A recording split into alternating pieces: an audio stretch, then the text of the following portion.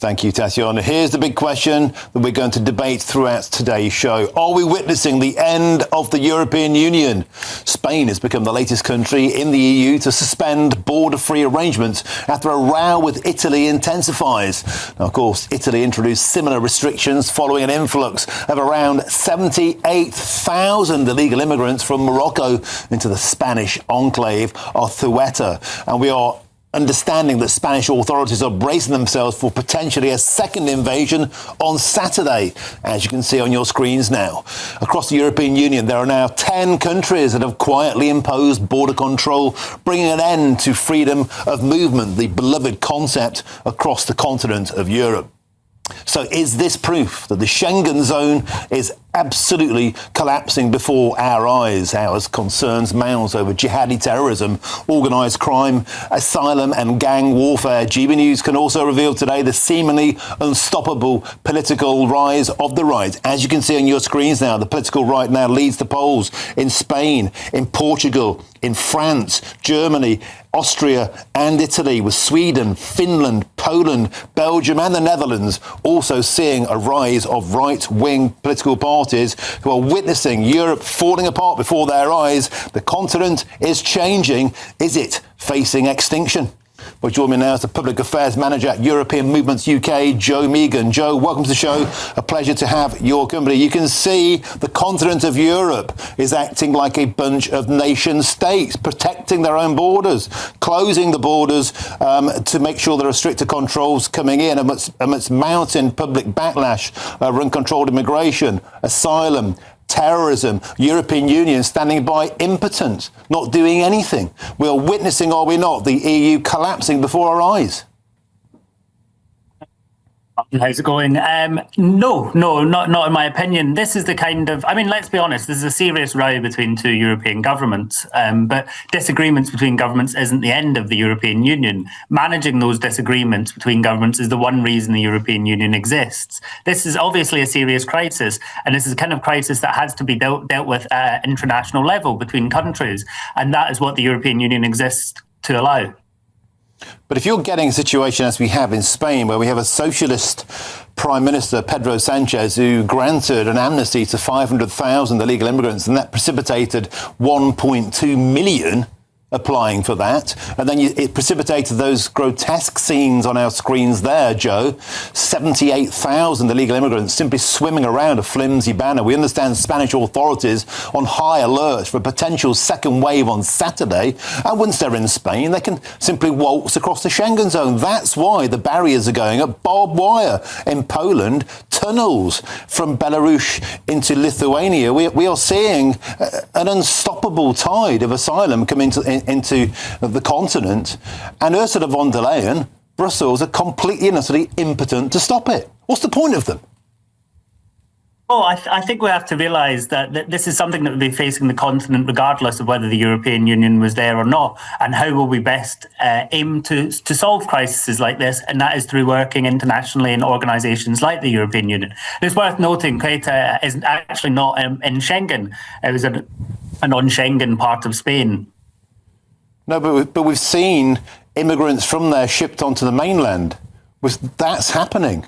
We've seen that happening, and now they're setting them up in warehouses. The point is, this is a continent without borders. That was the dream of the Remainers. That was the dream of the Europhiles, and that's precipitated a collapse of the nation-state borders. And the individual nations themselves, 10 of them, are now saying we won't play by the open border Schengen rules. We're going to protect our own borders. And Brussels doesn't want that to happen, but they're being ignored.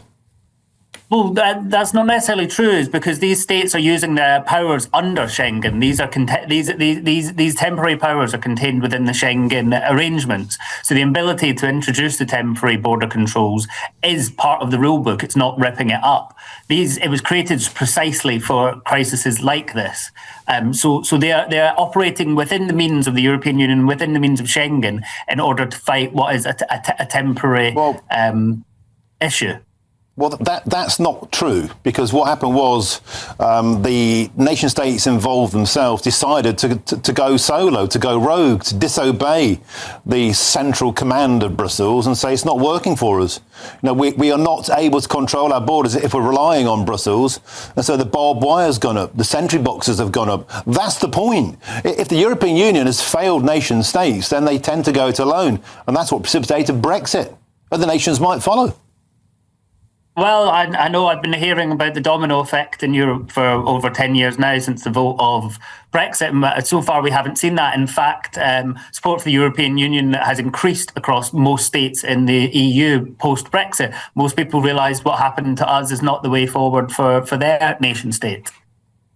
Do you accept, a lot of people who want to rejoin the European Union don't seem to accept the notion that the continent of Europe, its political makeup, its demographic makeup, its economic disaster, it's not the same Europe as it was in 2016. It would be much more expensive to rejoin.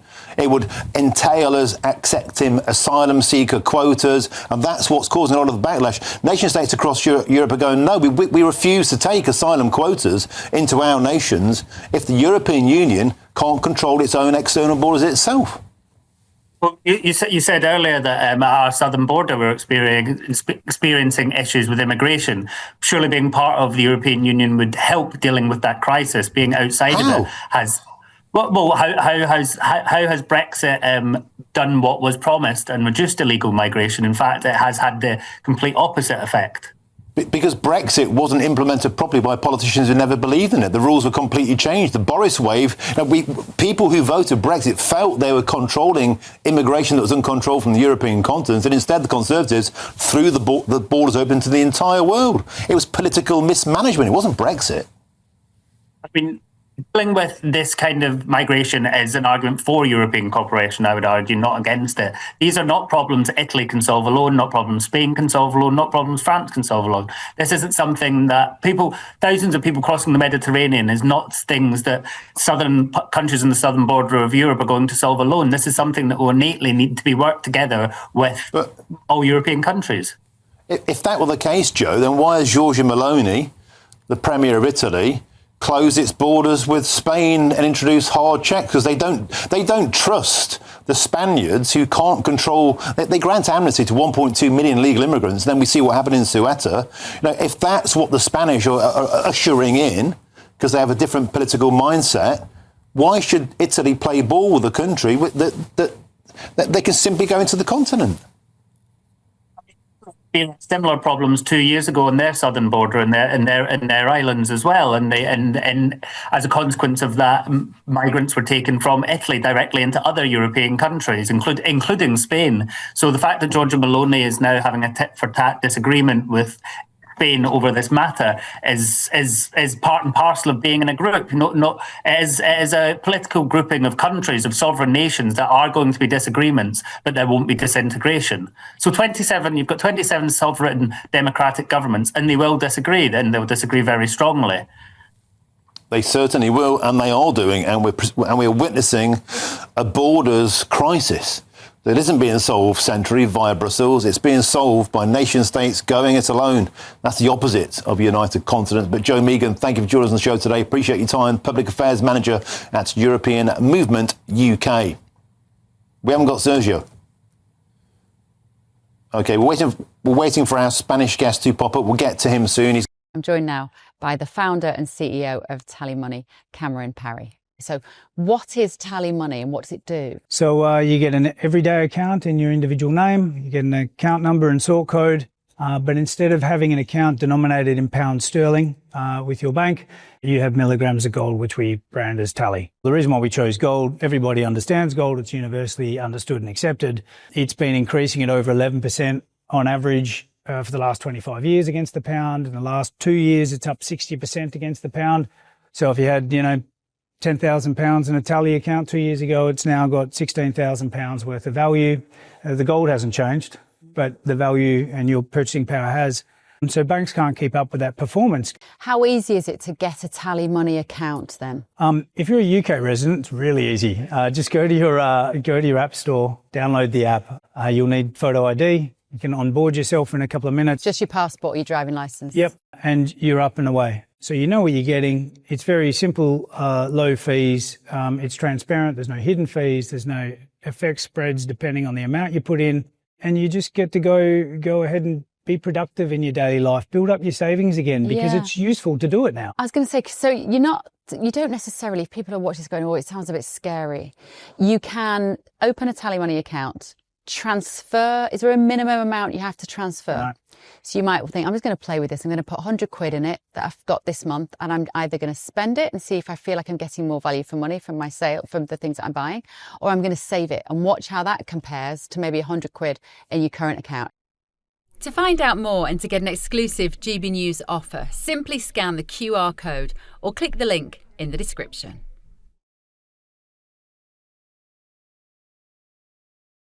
Okay, now let's get to my guest. He's here, the Spanish political scientist and the journalist Sergio Velasco. Sergio, it's a pleasure to have your company. Thank you for joining us on today's show. There's a crisis in Spain. Pedro Sanchez thrown open the doors to 1.2 million illegal immigrants, a crisis in Ceuta. We understand there could be a second invasion potentially over the weekend. Spain has become something of a pariah on the European continent. Exactly. Now that the Ceuta invasion has been terrible for Spanish people, obviously for the Spanish people that are living there, they have described it as the incident as a horrifying incident. They feel that they didn't have any kind of security, any kind of hope. They didn't see the police, the military doing anything. And I think the worst of it is that we really don't know what is the next move of the Spanish government versus Morocco, because they have done this. It's not the first time that they have done this. 2 or 3 years ago, they did the same, and it's obviously something that came from the Morocco government. So Spain has to do something. The government has to face the consequences of the relation that they have with Morocco and say, hey, this needs to stop. And the Spaniards are fed up with this incident. They are saying that nothing happened there, like no police, no military, anything at all. They were hopeless. So I think this will be very bad for the next elections for Pedro Sanchez. And I hope the people will realize what is the real government that we have in Spain. Sergio Velasco, let's get a graphic on our screen now that we've made here at GB News showing the rise of the right politically across the continent. And Pedro Sanchez at the moment is sinking like a lead balloon in the polls. No wonder. Look at the scenes on the streets of Ceuta there. It looks like something out of a zombie movie. It's a terrible thing for Spain to be witnessing before it. And what are people saying to you in Spain about how this untrammeled socialism is ushering in a changing society in Spain that nobody ever voted for? Mm-hmm.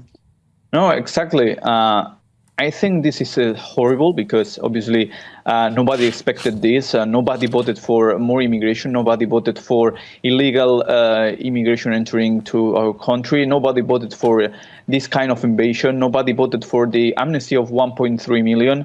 Nobody voted anything of this at all. Even the socialists, there are friends of mine or friends of my family that say to me, obviously I voted the socialists because these kind of people vote always socialists because it's what they have always voted. But they say that we are disappointed. We didn't expect this at all. They literally left the people of Ceuta completely abandoned. They didn't care about them. The worst of these kind of things is when immigrants come and they put everything. They put food, they put apartments, they put everything for getting the people in, for the accommodation, everything for them. It's completely fine and completely urgent. But for the Spanish people, it's completely different. They don't care about the people of Ceuta. They don't care what happened to them. They don't care about the business that are there. The people that are taking money for their business in the beaches of Ceuta. We have seen images and videos of a lot of immigrants that they still are today in the beaches. So how many tourists will come to Ceuta and see that videos and see, no, now we will come to Ceuta? Nobody will want to come to Ceuta because of this. Sergio, could I quickly ask you, if I may? We've heard reports that there could be a second wave coming to Ceuta on Saturday. A Facebook group with a reach of over 1 million has been trying to get Moroccans to come ashore. Are Spanish authorities still on high alert? This can happen, obviously. They have seen that they are not consequences. They can come, they can leave, and there is no consequence to return to Spain. They are trying even to enter to the Spanish territory so they can give their residency or stay there until Pedro Sanchez does another amnesty. So they don't see any consequences. And that is the real problem. When the people see that there is no consequence, more people say, hey, we can come and nobody will stop us. Sergio Velasco, we have to leave it there. Thank you for joining us. Of course, British viewers watching this will be very, very concerned that all of those people could be on the next dinghy to Hotel Britannia. Thank you very much indeed.